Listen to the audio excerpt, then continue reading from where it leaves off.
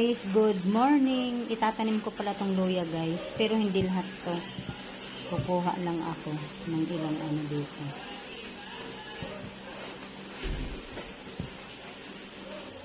Hi guys. Ano? Okay lang. Tatanim ko na to ngayon luya.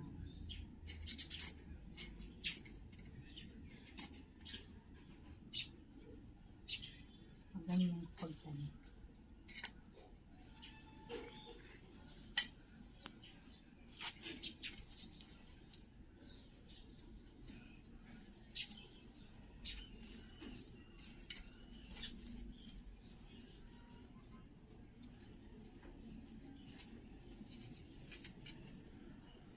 Yan. Hindi pa namin talaga maayos to. Pag nakakuha kami ng ano dito ko itatanim ng malunggay.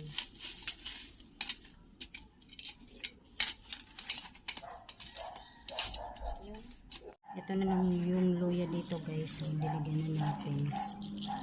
Diyan ko tinanim.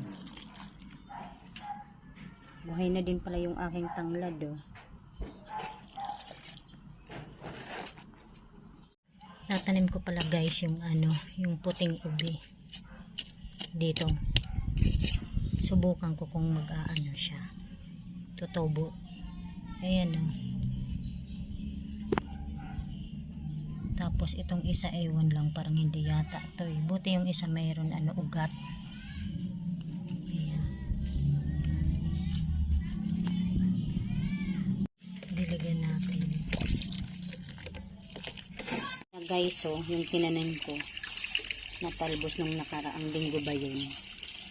Ayan, malalago na. So pwede na namin kunan ni Ate Linda oh. Nasa paso din. Pag nakabili kami ng isda, halo namin to sa isda. Ayan na, nagsisipag ano na. Mahaba na. Ang bilis lang pala. Malaki na rin yung kamatis namin.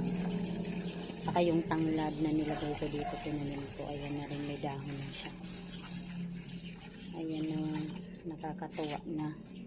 Ang dami na oh. Lumago na siya. Lumagapang. Ayan yung sili, malaki-laki na rin oh. Pati yung mga nilipat ko na gabi, ayan na siya oh. Yung mga dahon na. Pati yung malunggay oh. Pero magtatanim pa ako ng malunggay guys. Pag nakahingi ako ng pangtanim. Ito na yung sili na Ate Linda. Ayan oh. Dito lang to sa amin. Sa may maliit na taniman, ayan na. Ang dami na rin mga gabi, mga dahon. Ayan guys, so may tinanim din sa Ate Lindang ano, bawang. Umusbong na rin siya eh. Ayan o. Dilig-dilig muna tayo ng umaga guys. Ay, burayin na.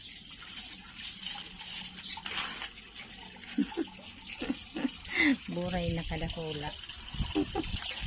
Lalaki naman tong papaya na to, baklita eh. Bakla ata. Malaki na yung kamatis mo ah. Ayan na. Yan yung halaman na hindi ko alam kung ano yan eh. Yung kay nanay yan, oo, di ba? Ha? Ay, ano yan? Fortune. Yan, fortune pala yan. Ayan guys, so ang ingay ng aso. Palabas namin na. Ito dyan sa kabila. Sige. Ang init dito ngayon sa amin guys. Ayun naman yung mga mingming. Ito na yung kamatis na Ate Linda guys. So, yan o, tumungkad na. Nakakatuwa. Saka yung isaw. Hanggang dito na lamang guys. Maraming salamat po sa inyong lahat sa panonood sa aking channel. God bless everyone. Bye.